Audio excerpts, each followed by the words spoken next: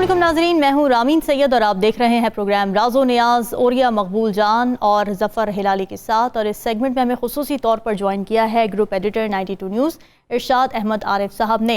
नाज़रीन, ओरिया मकबूल जान के एक वीलॉग को बुनियाद बनाकर मुस्लिम लीग नून के रहनुमा रोहिल असगर ने चंद रोज़ कबल कौमी असम्बली के इजलास में उन्हें शदीद तनकीद का निशाना बनाया, जबकि स्पीकर कौमी असम्बली राजा परवेज़ अशरफ ने मामला committee of rules of procedure and privileges के सुपुर्द कर दिया है। ओरिया साहब ने आज अपने वकील की वसातत से स्पीकर कौमी असम्बली राजा परवेज़ अशरफ के नाम एक ख़त इरसाल किया है। ओरिया साहब, सबसे पहले आपकी जानिब आना चाहूँगी, मामला है क्या?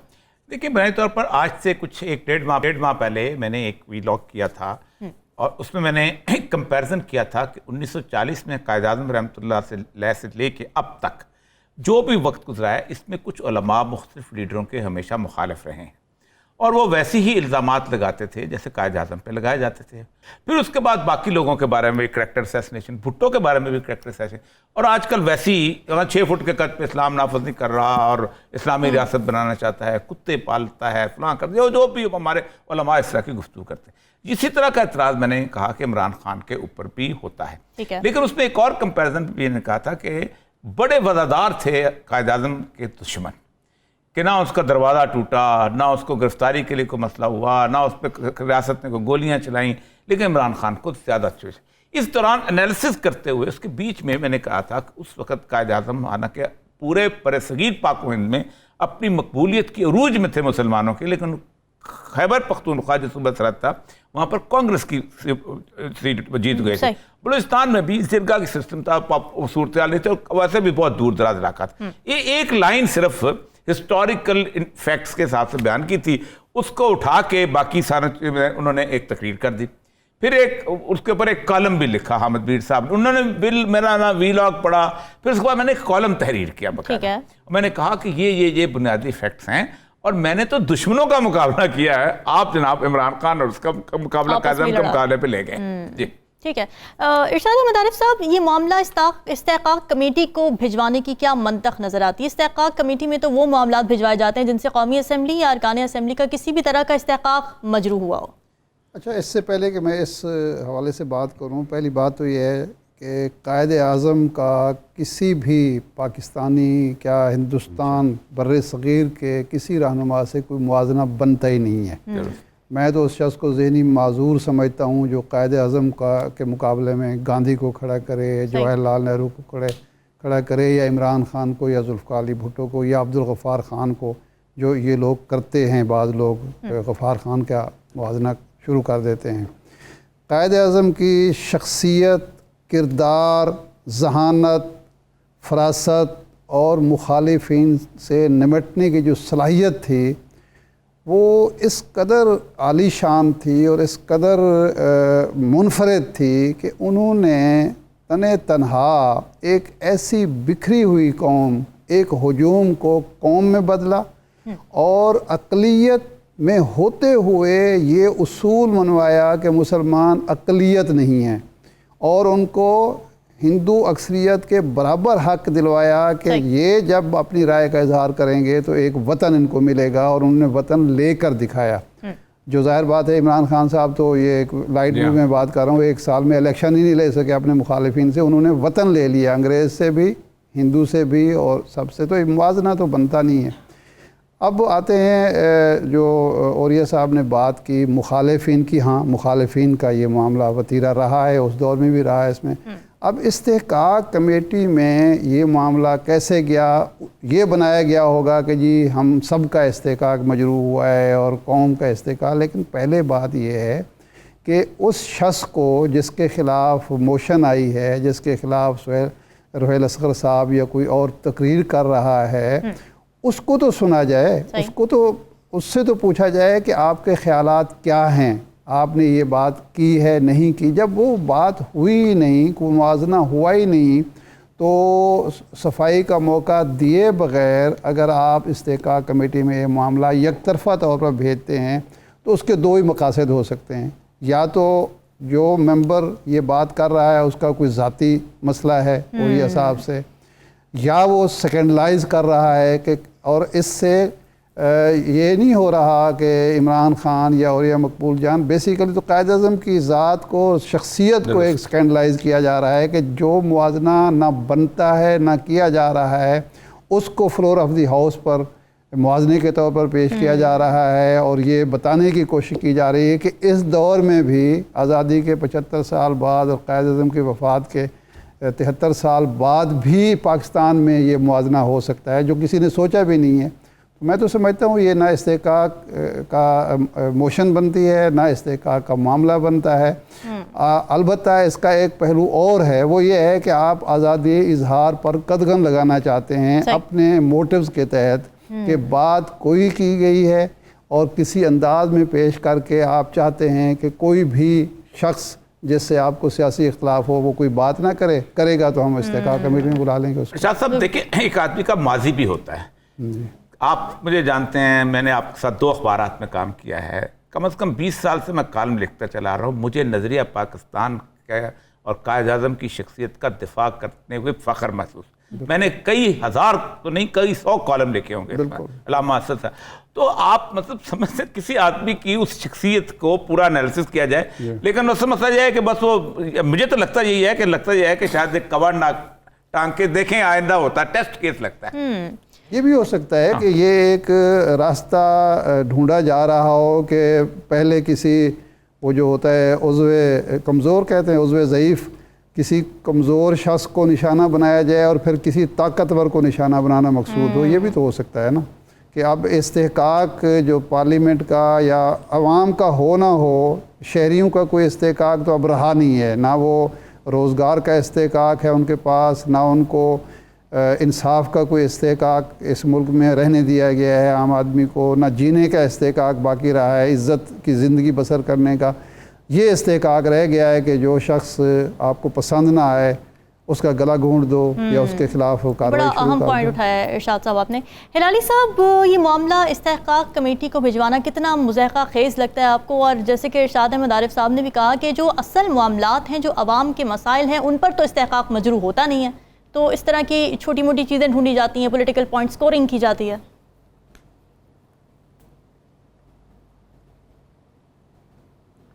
دیکھیے، میں تو سمجھتا ہوں کہ بالکل یہ غلط ہے، اور جو عارف صاحب نے کہا بالکل سچ ہے، ہر لفظ انہوں نے کہا ہے، associate my self with it, اور بالکل صحیح کہا۔ مگر میں یہ ایک پوچھنا چاہتا ہوں، یہ کانسیپٹ آف پریویلیج جو ہے، کیا یہ پریویلیج پارلیمنٹ کو ہونا چاہیے؟ مانے پارلیمنٹ بیسکلی یہ کہہ رہے ہیں کہ آپ in the house during the course of a debate کسی کے بارے میں آپ کچھ بھی کہہ دیں، پریویلیج ہے، آپ کا کنورسیشن از پریویلیجڈ۔ اس کا مطلب یہ ہے کہ جو پارلیمنٹ کے باہر ہو سکتا ہے، جو آپ پارلیمنٹ کے اندر کہیں گے وہ نہیں ہو سکتا۔ میرا تو یہ انڈرسٹینڈنگ ہے۔ کیوں عارف صاحب، یہ صحیح ہے کہ نہیں؟ جی ارشاد صاحب۔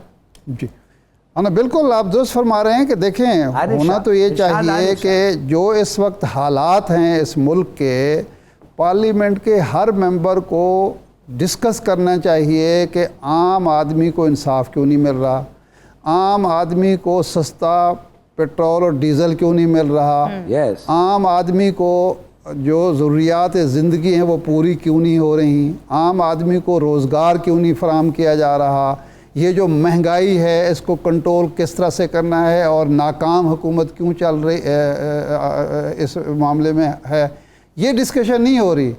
نان ایشوز کو بلا وجہ ایشو بنا کے عوام کی توجہ ہٹائی جا رہی ہے اصل ایشوز سے۔ اب اس دور میں اس وقت قائد اعظم کی ذات کے حوالے سے ایک جذباتی فضا پیدا کر کے ایک ایسے شخص کو نشانہ بنانا جس کا ایک ماضی ہے، جس طرح اوریہ صاحب کہہ رہے ہیں، واقعی یہی ہے کہ جس آدمی نے ہمیشہ نظریہ پاکستان کا دفاع کیا ہے، پاکستان کا دفاع کیا ہے، قائد اعظم کی ذات کا دفاع کیا ہے، اس کو کٹہرے میں کھڑا کرنے کا مطلب یہ ہے کہ آپ عوام کے اندر ایک غصہ اور اشتعال پیدا کرنا چاہتے ہیں، اور آپ کو احساس ہی نہیں ہے کہ اس کا نتیجہ کیا نکلے گا۔ اس شہر میں، لاہور شہر میں،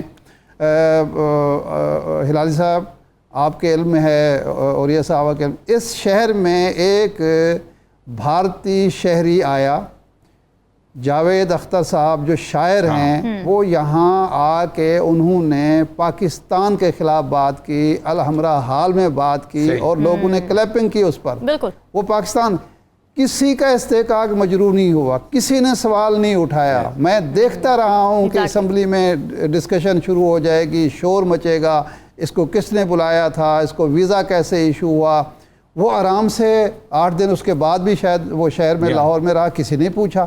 یعنی پاکستان کے خلاف بات کرنے والے بھی یہاں موجود ہیں، قائد اعظم کے خلاف بات کرنے والے بھی موجود ہیں، ان کو کوئی ڈسکس نہیں کر رہا، اور ایک نان ایشو کو ایشو بنایا جا رہا ہے۔ بالکل ایسی ہے۔ اور یہ صاحب کیا لگتا ہے آپ کو، کیا یہ معاملہ صرف پولیٹیکل پوائنٹ سٹورنگ اور عوام کی حب الوطنی کے جذبات کو سیاسی مقاصد کے لیے ایکسپلائٹ کرنے کے لیے استعمال کیا جا رہا ہے؟ دیکھیں بات شاہزاد صاحب کی ٹھیک ہے کہ اس وقت کوئی ایشو نہیں ہے، ایشو سارے الٹ ہو جاتے ہیں۔ مثلا شاہد خاقان عباسی صاحب نے 20 ارب روپے کی کرپشن، آج تو انہوں نے کہا جی زیادہ ہے اور میں ثابت کر دوں گا۔ آج کا ان کا جو انٹرویو تھا اس نعیم بٹ کو، پہلے تو بات ہے یہ ڈسکس ہونا چاہیے، لیکن چونکہ اپوزیشن وہاں ہے کون نہیں، عمران خان صاحب کی ظاہر بات ہے غلطی ہے، اس کو ماننا چاہیے کہ انہوں نے اسمبلی سے نکلا ہے اور اپوزیشن جو ہے وہ اکٹھی ہو گئی، اب ختم ہو گئی، وہ جو 20 ڈیفیکٹس تھے وہ ساتھ مل گئے۔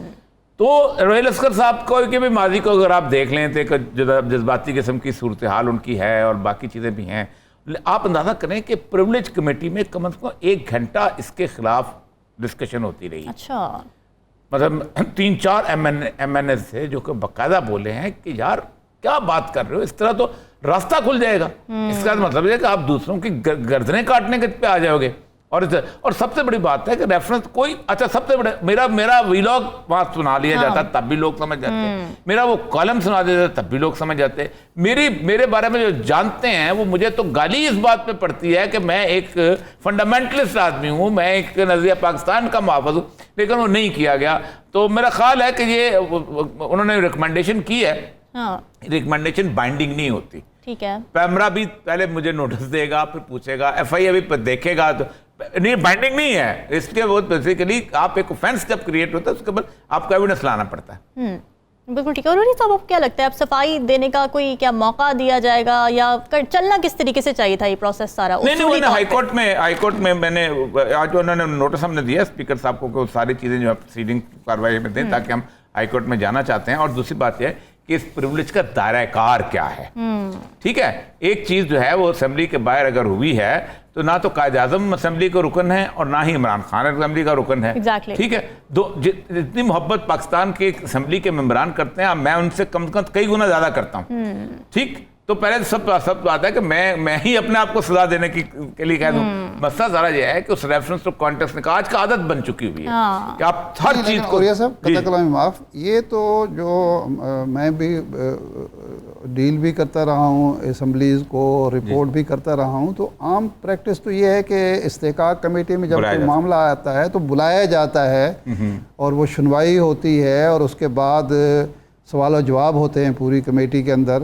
کیونکہ ایک آدھ دفعہ مجھے بھی موقع ملا اخبار کے حوالے سے جب میں ماضی کی بات کر رہا ہوں تو وہاں آپ کو بلایا نہیں گیا، پوچھا نہیں گیا آپ سے، آپ کا نقطہ نظر نہیں جانا گیا۔ نہیں بالکل نہیں بلایا گیا، بلکہ ہم پیش ہوتے رہے ہیں بیوروکریٹ سروس میں پیش ہوتے رہے، بار بار پیش ہوتے رہے، ہزاروں چیزیں ایسی ہوتی تھیں۔ نہیں، ہمیں کئی دفعہ یہ ہوا کہ کوئی غلط رپورٹنگ ہوئی ہے، کوئی کالم چھپا ہے، کوئی ایڈیٹوریل چھپا ہے، تو کئی دفعہ ایسا ہوا پنجاب اسمبلی میں تو بلا لیتے ہیں، لیکن وہ معاملہ بس نہیں بلائے بغیر ان ایبسینشیا ہوا ہے۔ اچھا، نہیں، بڑی افسوسناک بات ہے اور اس سے ظاہر یہ ہوتا ہے کہ حکومت کی پرائیورٹیز ہیں۔ کیا ارشاد احمد عارف صاحب ہمارے ساتھ موجود تھے، سر آپ کا بہت شکریہ۔ ناظرین، ڈسکشن کا سلسلہ جاری ہے، وقت ایک بریک کا، اسٹے ود اس۔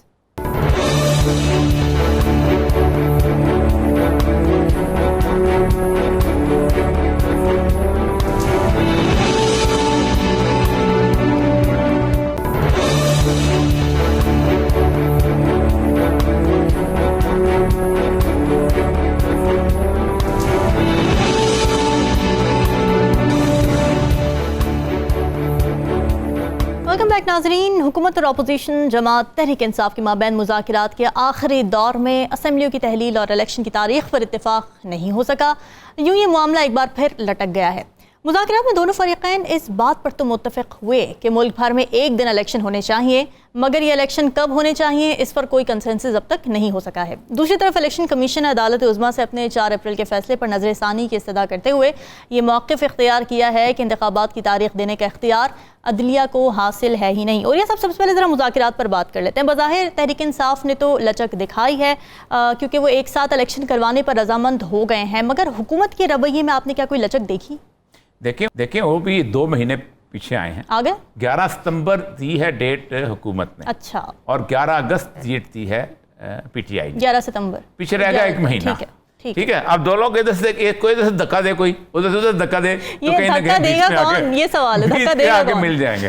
اصل مسئلہ یہ ہے، میں آپ کو بات بتاؤں، یہ بنیادی طور پر دونوں پارٹیاں اس خوف سے ملی ہیں کہ اگر ہم نے اس کرائسس کو کنٹینیو کیا تو پھر یہ کرائسس جو ہے اس حد تک آگے بڑھ جائے گا کہ کسی نہ کسی طور پر پاکستان میں ایک انارکی جب پیدا ہو گئی تو پھر انارکی کے اندر کسی کو ہاتھ نہیں آئے گا کچھ۔ سب سے بڑی بات یہ ہے کہ خود پی ٹی آئی جو ہے اپنی اس وقت مقبولیت کے عروج پہ ہے، اور پی ٹی آئی بھی اگر 2-3 سال کے اندر اسی طرح کی صورتحال میں رہی تو ظاہر بات ہے پھر اس کو بھی الیکشن جیتنا مشکل ہو جائے گا۔ بے نظیر بھٹو جو تھیں وہ جب 86 میں لاہور میں آئیں تو بہت بڑا جلوس تھا اور پیپلز پارٹی اپنے عروج پہ تھی، ٹھیک، لیکن 2 سال جو ہیں وہ لگے، اور جو گورنمنٹ کے دوران 86 سے لے کے ضیاء اللہ کے پورے ٹینیور تک اس قابل بھی نہیں رہی کہ پوری انڈیپینڈنٹ میجورٹی جو ہے فل فلیج میجورٹی لے سکے، اس کو بھی کولیجن گورنمنٹ 88 میں بنانا پڑ گئی، ٹھیک۔ اس کا مطلب یہ ہے کہ وقت کے ساتھ ساتھ لوگوں کا ایموشنلزم بھی بدل جاتا ہے، باقی چیزیں، لیکن عمران خان جو ہے وہ سمجھتا ہے کہ میں شاید اس کو کیری فارورڈ کر سکتا ہوں۔ عمران خان نے جو اسمبلیاں توڑنے کا اس کا اقدام تھا، وہ ظاہر بات ہے ایک بہت بڑی سیاسی موو تھی۔ اس کی وجہ یہ ہے کہ جس اسمبلی کے اندر اس کو صرف ایک آدمی کی اکثریت ہو پنجاب کی، جو کسی بھی وقت ختم کی جا سکتی ہے، اور جس اسمبلی کے اندر وہ اپنی FIR درج نہ کرا سکے اس حکومت کے اندر، اس کا مطلب ہے کہ رہنے کا جواب نہیں تھا۔ لیکن اس کے ساتھ ہوا یہ کہ عمران خان نے اس سارے عرصے کے اندر اپنی ایک پارٹی جو تھی، انہوں نے اس تشدد سے جب گزری ہے تو پارٹی کا ایک کور گروپ بن گیا ہے، جو ظاہر بات ہے اب وہ بہت سٹرانگ ہو گیا ہے۔ پی ڈی ایم بھی سمجھتی ہے کہ شاید کچھ عرصے کے بعد ہمارے ہاں سارا مسئلہ آ گیا بجٹ کا۔ بجٹ کے بارے میں وہ سمجھتے ہیں پی ٹی آئی کا 11 ستمبر 11 اگست، اسی لیے تو مسئلہ بنا ہوا ہے کہ 11 ستمبر نے وہ سمجھتے ہیں اگر بجٹ ہم بنا دیں ایک دفعہ تو پھر ہم جائیں۔ پی ٹی آئی کہتی ہے اگر آپ بجٹ میں ہمیں پھنسا گئے، فار ایگزامپل وہ کہہ گئے کہ پاکستان میں 3000 روپے تنخواہ والا جو ہے وہ 6000 لے گا، ڈبل لے گا، اور 1 مہینہ آپ نے تنخواہیں دے بھی دی، لینڈ مائن آپ جو کہہ رہی ہیں، تو اس کے بعد یہ ہوگا کہ عمران خان کو واپس لینا مشکل ہو جائے گا، پھر کہاں سے دے گا، پھنسا دیں گے۔ لیکن اس میں ایک خطرہ بھی کیچ بھی ہے کہ اگر پی ڈی ایف خود جیت گئی تو پھر کیا ہوگا؟ تو لیکن یہ ہے کہ اس پہ اوپر لگتا یہی ہے، مجھے جہاں تک اندازہ ہے کہ دونوں پارٹیاں خود یہ فیصلہ نہیں کرنا چاہتی تھیں تاکہ کل کو ہم لوگوں کے سامنے جا کے یہ نہ کہیں کہ جناب یہ پیٹھ سکھا گیا، یہ نیچے ہو گیا، وہ ہو گیا۔ ہم جا کے کم از کم اور کچھ نہیں تو کہیں گے جی سپریم کورٹ کو کہیں گے کہ یہ ہم نے بتا دیا ہے اور آپ جو ڈیٹ دینا چاہتے ہیں دے دیں۔ ٹھیک ہے، اس کی ایک اور وجہ ہے، اس پہلے بھی شاید میں نے ڈسکس کیا تھا کہ ہر بڑی سیاسی نیگوسیشن جب ہوئی ہیں تو اس کے پیچھے ہاکس ہوتے ہیں جو اس نیگوسیشن کو خراب کرنا چاہتے ہیں۔ 5 جولائی 1977 تک رات کو 9 بجے تمام مذاکرات کامیاب ہو چکے تھے، اور صبح دستخط کر کے اس پہ اعلان کرنا تھا بھٹو کی طرف سے بھی اور ادھر سے بھی اپنا اپوزیشن PNA کی طرف سے۔ لشکر خان نے ایک خط تحریر کیا تھا، سب تاریخ لوگوں کو یاد ہے، جس اس نے آرمی چیف سے کہا تھا کہ آپ انٹروین کر لیں کیونکہ بھٹو ہمیں دھوکہ دے رہا ہے۔ اب آپ خواجہ آصف کی تقریریں اٹھا لیں، آپ جو ہے کیا نام ہے اس کا جو جاوید لطیف کی تقریر اٹھا لیں، مریم نواز کی تقریریں اٹھا لیں، مولانا فضل الرحمان کی اٹھا لیں، یہ ہاکس ہیں۔ یہ بنیادی طور پہ سمجھتے یہ ہیں کہ اب اگر ہم نے اس وقت یہ مذاکرات کامیاب ہو گئے تو سب سے اہم بات یہ ہے کہ کورٹ جو ہے وہ ظاہر بات ہے امینڈمنٹ پہ آ جائیں گے، جب آئینی امینڈمنٹ ہو جی اس پہ راستہ یہی ہے نا، امینڈمنٹ ہوگی تو کورٹ کا فیصلہ جو ہے وہ انفرکشس ہو جائے گا، اور یہ ڈیٹ جو ہے ونس ایک امینڈمنٹ ہو جائے گی تو اس پہ شہید نہیں بنیں گے، اور اگر شہید نہ بنے وزیر اعظم، وزیر خارجہ، وزیر خارجہ کر رہا ہوں، وزیر دفاع، وزیر داخلہ اور وزیر خزانہ، تو پھر اس کا پرچم کون اٹھائے گا؟ تو کچھ لوگ ہیں جو بعد میں پرچم اٹھانے والے ہیں یا اٹھانے والی ہیں. اس کے علاوہ کچھ ہے نہیں نا ان کے پاس, اس وجہ سے اس کے علاوہ کچھ ہے نہیں ان کے پاس. تو وہ چاہتے ہیں شہادت ہو جائے اور اس کے بعد پھر ہم کہیں گے جی ہمیں تو عدالت نے شہید کر دیا ہے اس لیے ہم آگے ہیں, اور چونکہ ہمارا چچا جو تھا تو وہ اس کو بھی شہید کر دیا ہے اس کے اندر. باقی جو کہا ہے نا انہوں نے کہ آپ بلی نہیں دینے گے ہم کسی وزیر اعظم, وہ وجہ صرف یہی ہے کہ بلی دینے کے لیے تو لے جا رہے ہو. جب تم تقریر کرو گے تو تم بیسیکلی بکرے کو قصائی کے پاس بھیج رہے ہو. بچنا تو طریقہ یہی ہے کہ آپ آ کے آپ کمپرومائز کر لیں تاکہ قصائی کے پاس بکرا نہ جائے, لیکن وہ بکرا بھیجنا ہے اور پھر اس بکرے کے اوپر آپ نے عید الاضحیٰ منانی ہے. ہم نے ہلالی صاحب 11 اگست پی ٹی آئی کی ڈیٹ ہے اور 11 ستمبر پی ایم ایل این کی ڈیٹ ہے, تو یہ کیسے, یہ جو گیپ ہے یہ برج کیسے ہوگا, کون مانے گا کس ڈیٹ پر؟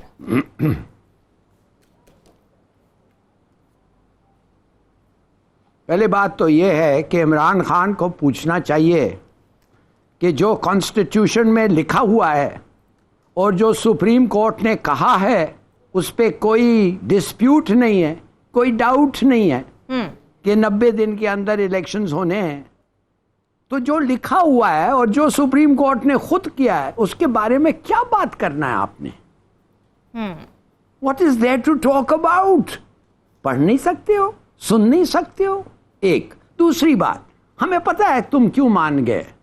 تم نے اس لیے مانا کہ تم خوش کرنا چاہتے تھے چیف جسٹس کو, وہ اپیل کر رہا ہے کہ بیٹھو بات کرو سمجھوتا نکالو, تو تم بیٹھ گئے اس امید میں کہ سمجھوتا ہوگا, اس امید میں کہ جو لوگ الیکشنز نہیں چاہتے ہیں وہ تمہاری شکل دیکھ کے یا وہ شاہ محمود کی شکل دیکھ کے مان جائیں گے کہ اب ہمارا پورا گیم جو ہے چینج کریں, چلو جلدی سے الیکشن کے ڈیٹ اگری کریں. وہ نہیں مانے. اور وہ ریزنیبل, وہ بھی اپیئر کرنا چاہتے ہیں, وہ بھی خوش کرنا چاہتے ہیں, دنیا کو کہنا چاہتے ہیں نہیں ہم ڈرتے ورتے نہیں ہیں, یہ سب ان کا پروپیگنڈا ہے. کیا ہوا؟ وہی ہوا نا کہ نو اگریمنٹ. اب آپ کہہ رہے ہیں یہ 1 مہینے کا اگریمنٹ ہے, یہ ہر چیز ان ملکوں میں, یہ تھرڈ ورلڈ کنٹریز میں ہر چیز پرنسپل پہ نہیں جاتے ہیں, سوداگیری, گیو اینڈ ٹیک. ابے یار 10 روپیہ نہیں 8 روپیہ لے لو, 7 نہیں 6 لے لو, میری نہ تمہاری. This is typical, یہ ہمارا ذہن ہے. دوسری بات, اب پھر بات سوچئے کیا کہتا ہے عمران خان. عمران خان کہتا ہے اگر نہیں ہوا 90 دن میں اور 14 مئی کو نہیں ہوا تو میں نکلوں گا اپنے لوگوں کے ساتھ. او آئی سی, آپ نکلیں گے اپنے لوگوں کے ساتھ تو 2 چیزیں ہوں گے. اگر آپ نکلیں گے اور زیادہ شور شاہ ہوا تو لا اینڈ آرڈر کو رکھنے کے لیے کیا ہوگا؟ مارشل لا ہو سکتا ہے, ایمرجنسی ہو سکتی ہے. You can't have chaos, right.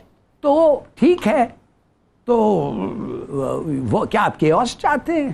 اور اگر سمجھے آپ کامیاب ہو جاتے ہیں, سمجھے آپ with all the powers جو آپ کے خلاف ہیں, لوگ ایلیٹ کھڑی ہوئی ہے, 13 پارٹیز ہیں, کچھ کہتے ہیں اسٹیب ہے, اور اگر آپ اتنا لوگوں کو اچھالے کہ وہ واپس نہیں جاتے. ہلالی صاحب ساتھ ہی رہے ہیں, ہمیں اس وقت جوائن کیا تحریک انصاف فواد چودھری صاحب نے. فواد چودھری صاحب بہت شکریہ آپ کے وقت کا. مذاکرات میں آپ بھی موجود تھے, کیا محسوس کیا آپ نے؟ کیا حکومت سنجیدہ تھی یا پھر ٹائم بائنگ اور ڈیلنگ ٹیکٹکس کے طور پر مذاکرات کو یوز کیا گیا؟ ایک میرا سوال بھی. السلام علیکم فواد صاحب, ماشاء اللہ آپ تشریف لائے, آپ کی مہربانی ہمارے پروگرام میں بھی.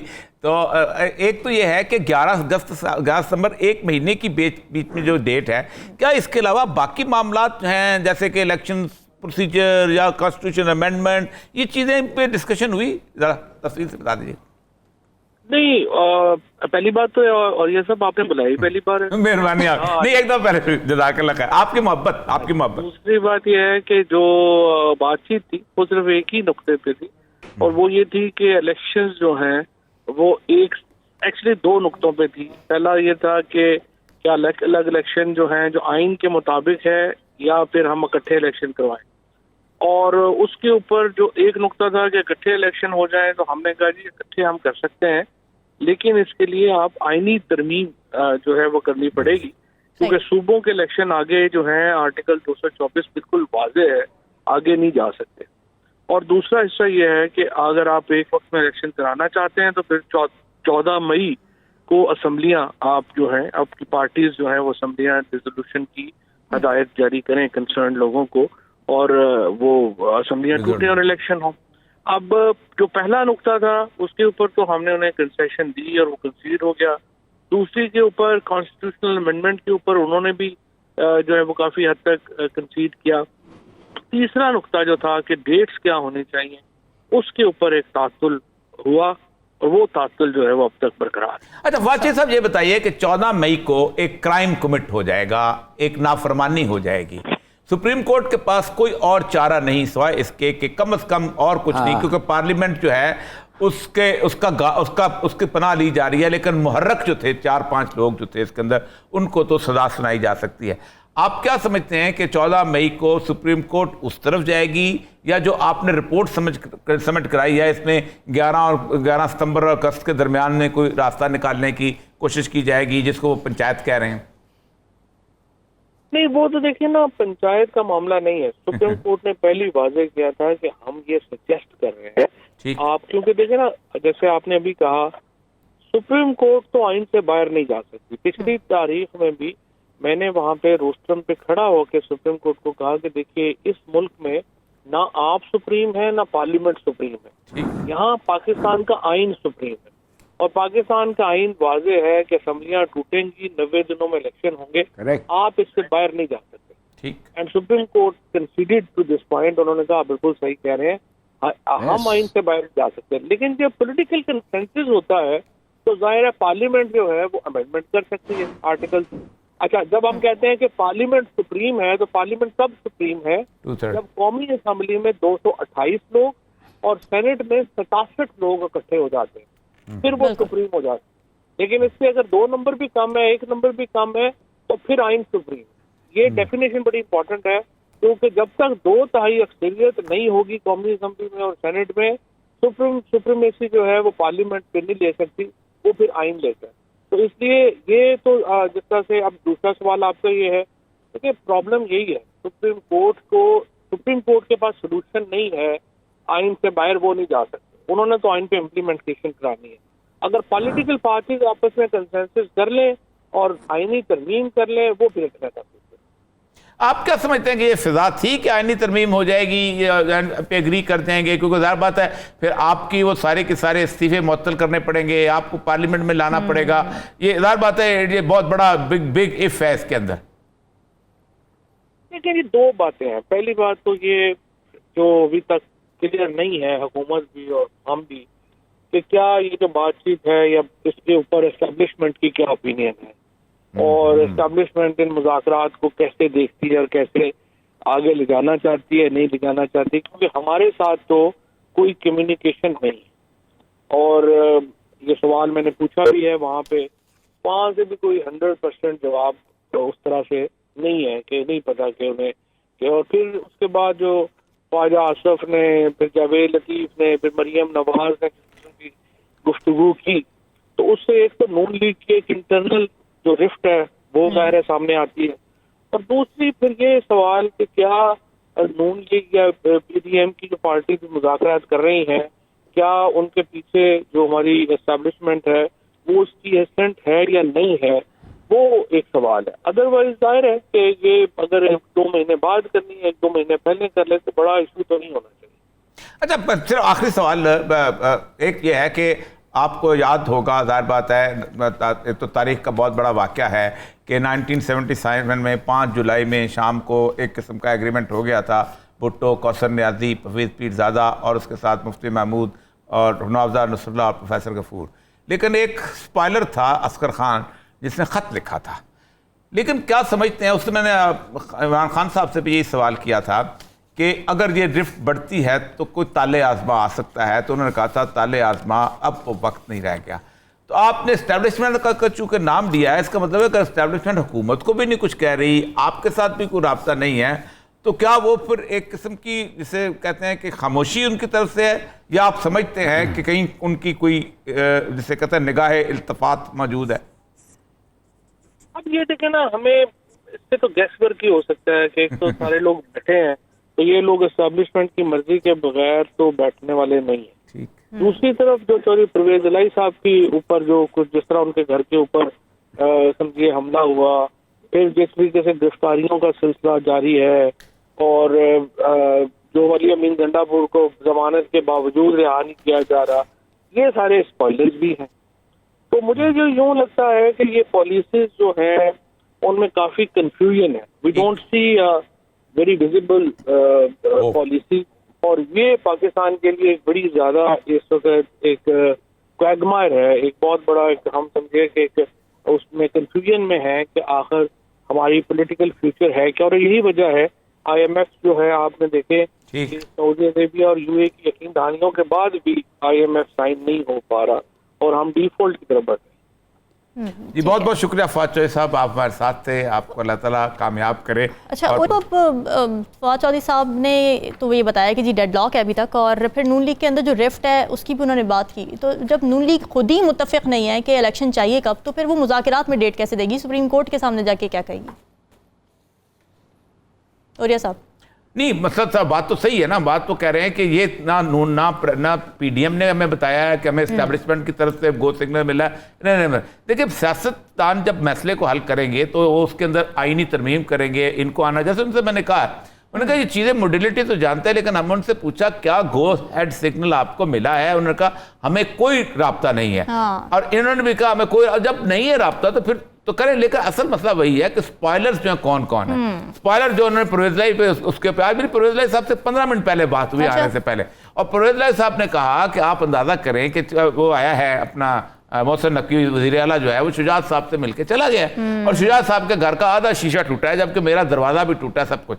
اور سب سے بڑی بات یہ ہے کہ عدالت نے آج باقاعدہ ایڈیشنل ڈی آئی جی جو ہے, ڈائریکٹر جنرل جو ہے چٹھا جو ہے اینٹی کرپشن کا, اس کو باقاعدہ اس کی آواز سنائی ہے ریکارڈ کی ہوئی, کہ اس نے کہا کہ ہائی کورٹ کا آرڈر ہے, اس نے کہا میں کسی ہائی کورٹ کو نہیں مانتا ہوں, اس نے کہا فلاں کورٹ. تو وہ کل آج بہت خوفناک قسم کی صورتحال ہے جو کل انہوں نے باقاعدہ ان پرسن سب کو بلا لیا ہے. اس کے ساتھ انہوں نے بات کی اس کی اپنا افرید جو ہے گنڈا پور کی, اس کے ساتھ جو اس طرح کی زیادتی ہو رہی ہے. خان صاحب نے خود مجھے اس دن بتایا کہ ہمارے جو بندے نکل کے آتے ہیں وہ بہت بری طرح کے تشدد کی کہانیاں سناتے ہیں. یہ کون کر رہا ہے, کیسے ہو رہا ہے, کیوں ہو رہا ہے, یہ ایسی چیز ہے جیسے لگتا ہے کہ پاکستان کے اندر ایک جسے کہتے ہیں انارکی کو پرپوز کیا جا رہا ہے, پش کیا جاتا ہے. یہ صورتحال بڑی خوفناک ہے. بالکل ٹھیک ہے. ہلالی صاحب آپ کچھ کہنا چاہ رہے ہیں؟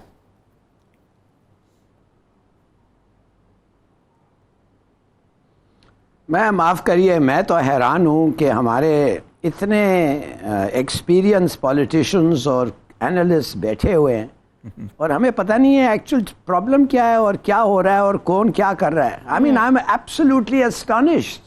سب کو پتہ ہے کہ عوام کیا چاہتی ہے, سب کو پتہ ہے کہ الیکشن کے ریزلٹس کیا ہوں گے, اور سب کو پتہ ہے کہ جو دوسرے مخالف پارٹی ہیں وہ نہیں چاہتے کہ ان کے ساتھ وہ ہو الیکشن میں جو ہونے والا ہے اگر آج الیکشن ہو گیا.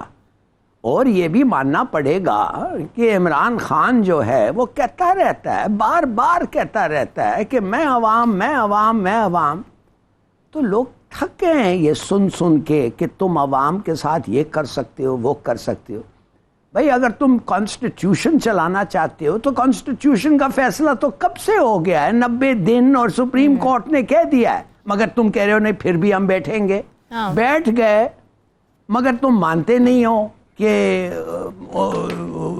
تم کہتے ہو میں پھر نکل آؤں گا اگر ڈیٹ نہ فکس ہوا. دس از ناٹ نیگوشیشن. یہ اس طریقے سے آپ آگے بڑھ نہیں سکتے. اس طریقے یہ ورلڈ بینک کے کیوں پیسے نہیں مل رہے ہیں آپ کے, آئی ایم ایف کے؟ وہ کہیں گے ہم کس کو پیسے دیں گے, اگر اس گورنمنٹ کو پیسے دیں تو وہ بجٹ میں اسکوانڈر کر دیں گے, اگر پیسے نہیں دیں تو کیا ان لوگ ڈیفالٹ کر جائیں گے. دیکھیے یہ سب باتیں جو ہیں کنڈیشنل نئی گورنمنٹ پہ. وہ گورنمنٹ جو آئے گی الیکشن کے بعد, یہ سب کو پتا ہے, بچے کو پتا ہے, مگر یہ نئی گورنمنٹ نہیں آنے دیں گے اس لیے کہ ان کا ہاتھ وہ نئی گورنمنٹ میں ان کا پارٹیسپیشن نہیں ہوگا. There is no agreement. देखिए, it's an insoluble question. ये एक Gordian knot है, ये unravel नहीं हो सकता, कट सकता है, कट सकता है मगर unravel नहीं हो सकता. और जब आप काटेंगे तो फिर खून खराबा होगा. तो मेक अप योर माइंड. आप कोई आपका हल नहीं है इस चीज में. क्या आप समझते हैं कि ये 1 महीने का फर्क है और ये they can't agree on it? 10 दिन और 12 दिन की बात है. इस पे कोई बड़ा प्रिंसिपल नहीं है, कोई ह्यूज लॉस और ह्यूज डिफीट नहीं है. We know what is the problem. सबको पता है. फैसला कब होगा कि you will have to. Imran Khan ने थ्रेटन किया है कि मैं ऐसे काटूंगा. मुखालिफ पार्टी ने थ्रेटन किया है कि ऐसे नहीं ऐसे कटेगा. इसलिए उसमें ज्यादा हमारा फायदा है, उसमें डिले होगा. मगर कोई नहीं सोचता है कि पाकिस्तान का क्या होगा. हाँ, बहुत बुरा होगा. ये बड़ा मगर अहम आपने किसी को पॉइंट परवाह नहीं है. बोल दिया. अपना अपना अपना. I am sorry. ऐसे ही औरिया साहब, अब देखें ना, बात ये कि फैसले और बजटिंग की जो बात हो रही है वो इकोनॉमी को देखकर किए जाते हैं या फिर ये देखकर किए जाते हैं कि जी अगला इलेक्शन कौन जीतेगा, तो जब वो आएगा तो उसके लिए लैंड माइंस बिछा के चले जाएं? देखिए, पहली बात तो ये है एक क्राइसिस क्यों हो रहा है. इस कॉन्स्टिट्यूशन के तहत सुप्रीम कोर्ट को 4 इख्तियारात बड़े बड़े हासिल हैं. सुप्रीम कोर्ट की पोजीशन क्या है? Article 190, all administrative and judicial authority should act in supreme court, add of supreme court. 187 supreme court complete justice पहुंचाएगी. 204 सुप्रीम कोर्ट की कंटेम्प्ट है, उसका फैसला ना मानने के ऊपर कंटेम्प्ट होती है. और नंबर 4 जो है कि सोल इंटरप्रिटेशन जो है वो उसकी सुप्रीम कोर्ट की है. सुप्रीम कोर्ट ने इनको कहा कि हमारे पास एक इंटरप्रिटेशन है 254 आर्टिकल exactly. जिसके तहत एक आइन ये इजाजत देता है कि अगर कोई एक एक्ट या एक काम एक मुकर्ररा मुद्दत के अंदर नहीं होता तो उसको इनवैलिडेट नहीं किया जा सकता, उसको रखा जा सकता है. अब उसको कितनी मुद्दत के लिए करना है इसकी इंटरप्रिटेशन सुप्रीम कोर्ट के पास है. 3 महीने डिले करना है, 2 महीने डिले करना है, 4 महीने डिले करना है. लेकिन वो कहते हैं कि हम इसको नहीं करेंगे जब तक आप किसी कंसेंसस पे ना आए. अब कंसेंसस क्यों नहीं हो रहा? सुप्रीम कोर्ट की भद्द उड़ाई जा रही है पार्लियामेंट के अंदर. दुनिया की किसी पार्लियामेंट में होता है कि सुप्रीम कोर्ट को कहा जाए, किसी आदमी, अमेरिका में जज को बुलाया जा सकता है, बर्तानिया में बुलाया जा सकता है, इंडिया में बुलाया, आज जो छात्र चीफ जस्टिस को बुलाया आप उसके अंदर. और आपने पहले भी सजाद अली शाह वाले क्राइसिस के अंदर यही हरकतें की.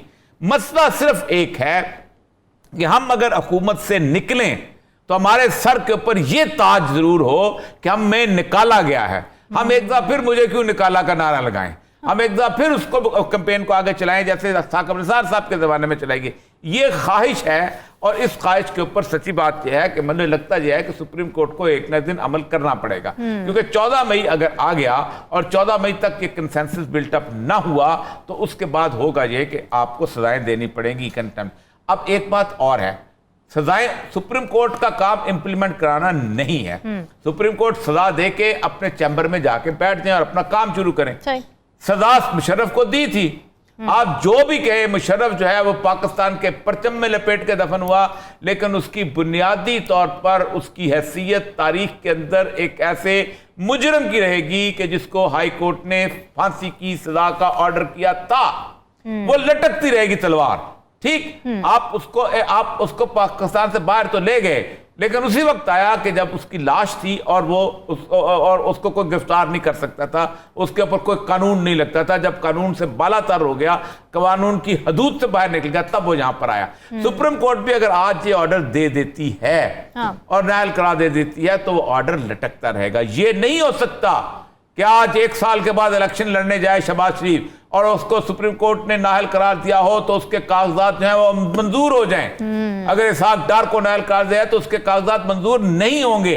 अगर किसी, ये एक बेसिक कानून है क्योंकि हर कागजात जो है वो एक सेशन जज ने मंजूर करने हैं और सेशन जज जो है उसके ऊपर सुप्रीम कोर्ट का फैसला जो है बाइंडिंग है. तो ये बात है, इसी से वो डर भी रहे हैं कि अगर ये वक्त आ गया और उसके अंदर वो बात की चलती कि असल हॉक ये हैं. देखे ना, सिंपल सी बात है. आज 1 साल 2 महीने हो गए हैं, 1 महीना हो गया है हुकूमत को आए हुए. 2 काम करने थे उन्होंने. ایک انہوں نے کرنا تھا کہ شہباز شریف اور حمزہ شہباز شریف کے کیسز وڈرا ہوں، سلمان شہباز کے کیسز وہ تو ہو گئے. دوسرا یہ تھا کہ نواز شریف اور مریم کے کیسز وڈرا ہوئے. ایک بھی کیس وڈرا ہوا ہے؟ وہ بھی پھنسے ہیں. ایک بھی کیس ختم ہوا ہے؟ اس کا مطلب یہ ہے کہ وہی بات جو آج چوئی شجاعت اور پرویز لائی والی ہے، وہی بات جو ہے حمزہ شہباز اور مریم اور نواز شریف اور شہباز شریف والی. بالکل ٹھیک ہے ناظرین، ڈسکشن کا سلسلہ جاری ہے. وقت پہ اسٹے ود اس.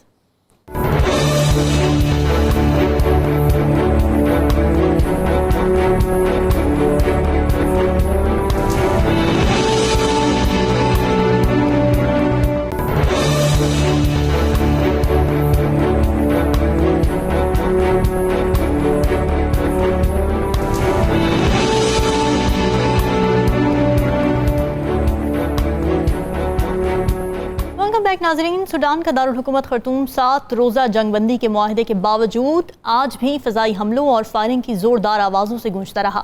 15 اپریل کو سوڈان کی فوج اور پیرا ملٹری ریپڈ سپورٹ فورسز کے مابین اس وقت مسلح جھڑپیں شروع ہو گئی تھیں جب سوڈان میں اقتدار کے حوالے سے ایک فریم ورک معاہدے پر دونوں فورسز کے سربراہان میں اختلافات پیدا ہوئے تھے.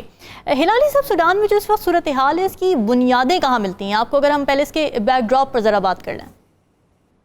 پاور بنیاد ہے. پاور ایک جنرل چاہتا ہے، جنرل جو فوج کا ہے وہ چاہتا ہے کہ وہ ہو جیسا عمر بشیر تھا اس کے پہلے سوڈان کا ڈکٹیٹر، اور دوسرا جو ہے وہ ریپڈ رسپانس فورس کچھ ہے جی وہ چاہتا ہے کہ میں ہوں. Nothing usual third world nonsense, بس وہی تباہی. تو کیا حال ہے سب یہ کی ہے، کیا ہوگا کیا آگے؟ کوئی تعلیم نہیں حاصل کی ہے. میری بات مانیں آپ، مجھے کیا پتا کیا ہوگا آگے. میں سوڈان کا اتنا فالو اپ نہیں کرتا ہوں، کون کس کے ساتھ ہے، سی سی کس کے ساتھ ہے، سعودی کس کے ساتھ ہے، پیسے کس کو مل رہے ہیں، کس کو گرین سگنل دے رہا ہے، روس امریکہ کیا کہہ رہا ہے. سنا روس کا بھی کوئی ہاتھ ہے. میں نے ایسی چیز سٹڈی نہیں کیا ہے اتنا کہ پتا کریں کہ ایک third world third rate country میں تھرڈ ریٹ لوگ لڑ رہے ہیں فور پاور. اس سے کم I mean can you be interested in anything less? میں تو سمجھتا ہوں کہ نتھنگ از لیس. ان دونوں نمیری اور بشیر ان کے 2 پریزیڈنٹس رہے ہیں. ایک کو میں ملا بھی تھا، بالکل بیکار ان یو پیپل. رونا آتا ہے بیچارے سوڈانیز کے لیے. بڑے اچھے لوگ ہیں، بڑے اچھے ہیں، بڑے قابل لوگ ہیں. یہ پرابلم ہائی لائٹ کرنا بنتا ہے کیونکہ وہاں کے لوگ جو ہیں وہ بڑا سفر کر رہے ہیں. جنگیں جو ہیں وہ سفر کرواتی ہیں وہاں کے رہائشیوں کو بھی اور آس پاس کے لوگوں کو بھی. اور یہ صاحب، جنگ ختم نہ ہوئی تو اس سے جنم لینے والا انسانی المیہ پہلے سے تباہال افریقہ کو مزید برباد کر کے رکھ دے گا. تو انسانی المیہ سے بچنے کے لیے کیا کیا جا سکتا ہے انٹرنیشنلی؟ عمر البشیر جو زمانے میں آیا نا تو بیسیکلی فوج سے آیا تھا، لیکن اس کے ساتھ ساتھ اس نے ایک سوڈانی نیشنلزم کی صورتحال اور ایک فنڈامنٹلزم کا ایک شروع کیا تھا، اور اس کے ساتھ ساتھ اس نے باقاعدہ ایک ریپڈ سپورٹ فورس بنائی تھی. جی ٹھیک، یہ فورس بنائی تھی کہ کل کو اگر فوج میرے ساتھ نہ رہے تو یہ فورس جو ہے میری لائلسٹ فورس موجود رہے. اور اس کو اس نے خاص طور پہ اس میں ایک جرنیل کو وہاں پر نافذ کیا تھا، لگایا تھا. اب سوڈان کے اندر آپ کو شاید یاد ہوگا کہ باقاعدہ ایک علاقہ ڈارفور کا علاقہ ہے جو کرسچن پاپولیشن وہاں پر ہوتی ہے، اس میں آئل بھی بہت زیادہ ہوتا ہے. پوری اقوام متحدہ دار بات ہے کہ جہاں جہاں مسلمان ہیں وہاں کہتے ہیں ان کو آزادی نہیں لے کے دینی، جہاں جہاں کوئی اور ہے وہاں انہوں نے آزادی لے کے دی. ایسٹ تیمور تھے، کرسچن پاپولیشن تھی، آسٹریلیا کی فوجیں اتری، انہوں نے جا کے آزادی لے دی. ٹھیک، فلسطین پہ نہیں سوچیں گے، کشمیر پہ نہیں سوچیں گے. تو انہوں نے باقاعدہ سوڈان کو، جو سدرن سوڈان ہے اس کو اندر، اس کو باقاعدہ دارفور کو علیحدہ ریجن ڈکلیئر کروا دیا. اور یہ بالکل جسے کہتے ہیں اس غریبی کے اندر واپس آ گئے. اس وقت باقاعدہ اس کے اندر الیکشنز کے لیے باقاعدہ دباؤ ڈالا جا رہا تھا، اور یونائٹڈ نیشنز کا الیکشن سیل جو ہے وہ وہاں پر موجود تھا. ہمارے پاکستان سے ایک خاتون ہیں، ہمارے بلکہ بھتیجیوں کی طرح ہی ہیں، ان کی عذرا آفتاب کی بیٹی حیا احمد، وہ وہاں پر تھی. ابھی وہ ڈپورٹ ہو کے وہاں سے آئی. وہ الیکشنز کے اس کے انچارج تھی پورے کے پورے اس کے، جس طرح یہاں فیفن کو فنڈنگ جو کرتے ہیں اس کی تھی. لیکن اس سے الیکشن سے بچنے کے لیے یہ جو ریپڈ سپورٹ فورس ہے جو کہ اس نے بنائی ہوئی تھی، یہ مین فوج کے ساتھ لڑی ہے. اب اس کے اندر تو بات آپ کی ہلالی صاحب کی ٹھیک ہے کہ رشین بھی کودے ہوئے ہیں اور اس کے ساتھ ساتھ باقی لوگ بھی کودے ہوئے ہیں. اور سعودی عرب جو ہے چونکہ وہ اصل میں حکمران جنرل کا ساتھ سیاسی ہے، اس لیے باقاعدہ انہوں نے باقاعدہ وہاں سے پاکستانیوں کا انخلا کروایا ہے، اور پاکستانی انخلا کا سارے کا سارا جو ہے وہ سعودیز نے، بلکہ وہ تعریف کر رہے تھے کہ جو امبیسڈر وہاں پر ہے وہ باقاعدہ سعودی عرب میں آ کے بیٹھ گیا تھا، وہاں سے نکال کے اور اس کیمپ کے اندر تھا وہ لے کے آتا تھا. جبکہ بلاول بھٹو جو ہے اس کو کچھ لوگوں نے ٹویٹ کی کہ آپ کیا کر رہے ہیں، تو اس نے جس نے ٹویٹ کی تھی اس نے بلاول بھٹو نے اس کو بلاک کر دیا اپنے ٹویٹر کے اوپر. اچھا. یہ جو خاتون ہے یہ کہتے ہیں کہ میں نے بلاول بھٹو کو کہا کہ ہم جہاں پھنسے ہوئے ہیں، تو اس نے صرف یہ لکھا کہ میں am going to talk with the foreign office, اور ساتھ اس کو بلاک کر دیا کہ کہیں بات نہ ہو. تو یہ تو ہمارا پاکستانیوں کے بارے میں ایٹیچیوڈ ہے کہ وہ وہاں پر سروس کرتے نکلتے ہیں، جاتے ہیں، مزدوریاں کرتے ہیں، کاروبار کرتے ہیں، وہاں پر موجود ہیں اور آپ کو کچھ نہیں کرتے. اور اس نے فارن آفس کے اس سے امبیسڈر کی بہت تعریف کی کہ وہ 24 گھنٹے بیچارہ وہاں بیٹھا رہتا تھا، نوجوان آدمی تھا، کچھ زیادہ بزرگ بھی نہیں تھا، بس 20 گریڈ کا تو ہوگا امبیسڈر وہاں لگا ہوا اگر. تو اصل مسئلہ یہ نہیں ہے، اصل مسئلہ یہ ہے کہ اس پورا خطہ جو ہے نا جی، یہ جو جیسے کہتے ہیں نارتھ افریقہ، اس نارتھ افریقہ کے بارے میں ہمیشہ ہی سے ایک بہت زیادہ قسم کی جیسے کہتے ہیں نا وہ اپنا کنسرن رہا ہے. آپ کو پتہ ہے کہ امریکن کانسٹیٹیوشن کے اندر جو سیکولرزم ہے نا، اس کی روٹس یہ ہیں کہ یہ سوڈان اور مراکش اس علاقہ پہ پائریٹس ہوتے تھے، اور امریکن جہاز جو تھے اور وہ ان سے بھتہ وصول کرتے تھے باقی لوگوں سے. تو امریکہ نے خلافت عثمانیہ کو خط لکھا کہ ہمارا کوئی تعلق نہیں، نہ ہم عیسائی ہیں، نہ ہم یہودی ہیں، نہ ہم تو سیکولر ہیں، ہمارے جہاز کیوں روکتے ہو؟ تو پھر انہوں نے اس کو پھر ایمبیڈ سیکنڈ آرٹیکل ہے امریکن کا، وہ یہی ہے، اسی ڈرافٹ کسی ایگریمنٹ کے اوپر ہے کہ ہم ان جہازوں کو کچھ نہیں کہیں گے. تو یہاں پر ہمیشہ سے آپ دیکھیں جو اس کے اندر ہوا ہے سوڈان کے ساتھ جو دوسرا ملک تھا، ایک مراکش ہے، ایک اور ہے جہاں کہ اسلامک فرنٹ کی گورنمنٹ جیت رہی تھی، وہاں پر باقاعدہ فرینچ فورسز اتری اور اسلامک سالویشن فرنٹ جیت رہا تھا اور اس کو باقاعدہ اس کو خراب کیا. لیبیا بھی اس کے ساتھ ایک ملک ہے، وہاں قذافی کی صورتحال تھا، اس کو بھی خراب کیا. ایک بہت بڑی رپورٹ ہے جان ہاپکنس کی، وہ رپورٹ یہ تھا جس میں انہوں نے کہا تھا کہ پاپولیشن پلاننگ جو ہے وہ کن کن خطوں میں کی جائے، اور اس کے اوپر پاپولیشن پلاننگ بیس کرتا تھا. انہوں نے کہا تھا کہ نارتھ افریقہ کے اندر جو ہے یہاں پر ضرور کی جائے، کیونکہ نارتھ افریقہ میں اگر پاپولیشن بڑھ گئی اور بہت زیادہ لوگ ہو گئے تو they will create an other مہدی سوڈانی. اچھا. اور مہدی سوڈانی وہ تھا جس نے بہت زیادہ زبردست قسم کی، آپ دیکھیں کہ اس کو قتل کرنے کے بعد انگریز کی اتنی دشمنی تھی کہ لارڈ کچنر ہوتا تھا، اس نے اس کی کھوپڑی جو تھی وہ اپنے میز پہ رکھی تھی اور اس میں سیاہی بھر کے تو اس سے قلم سے لکھا کرتا تھا. اور پھر وہ خود کچنر جو تھا وہ اپنا اس میں سمندر میں مر گیا تھا. اور مولانا ظفر علی خان نے بہت مشہور شعر لکھا تھا کہ حضرت مہدی کی تھی جس نے جلائی ہڈیاں، حق نے آب شور میں اس کی جلائی ہڈیاں. تو یہ ایک بات ہے کہ اس خطے کے ساتھ خصوصاً میڈیٹیرین اور پورا علاقہ جو ہے ان کو بہت زیادہ، اور عدن کی بندرگاہ علی صاحب تو وہاں رہے ہیں، ان کو پتہ ہے کہ یمن کے ساتھ کس حد تک اور مسقط کا کس حد تک ان کا انٹرسٹ وابستہ ہے. ہاں بالکل ٹھیک ہے. ناظرین ڈسکشن آپ نے سنی، کل حاضر ہوں گے مزید کے ساتھ. ہمیں دیجیے اجازت. اللہ حافظ.